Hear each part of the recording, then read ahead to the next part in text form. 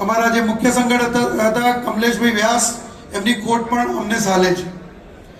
આ પ્રસંગે મારે મુખ્યમંત્રીશ્રીને અને આદરણીય પાટીલ સાહેબને, આદરણીય મંચગણને કહેતા અમને એ આનંદ થાય છે કે બ્રહ્મ સમાજનું એક નવું ગ્રુપ એટલે બિઝનેસ ગ્રુપની અમે શરૂઆત કરવા જઈ રહ્યા છીએ.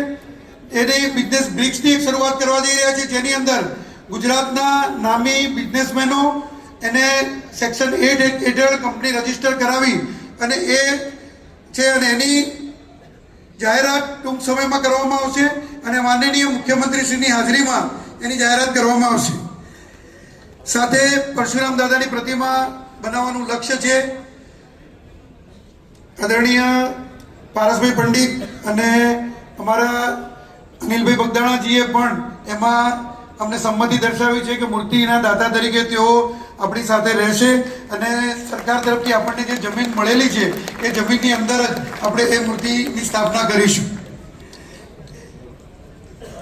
અને માન્ય મુખ્યમંત્રીશ્રીને મારે કહેવાનું ગમે છે, આ સ્ટોલ જ્યારે શરૂઆત કરી ત્યારે માત્ર 11,000 રૂપિયાના 3 દિવસના થી અમે સ્ટોલ રાખ્યા હતા સમાજ માટે, નહીં નફો નહીં નુકસાનના ધોરણે.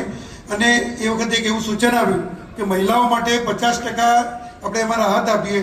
તો મને કહેતા આનંદ થાય છે કે અત્યારે જેટલા સ્ટોલ છે એમાંથી 60% સ્ટોલ મહિલાઓના છે અને બ્રાહ્મણ મહિલા ઉદ્યોગકારોના છે.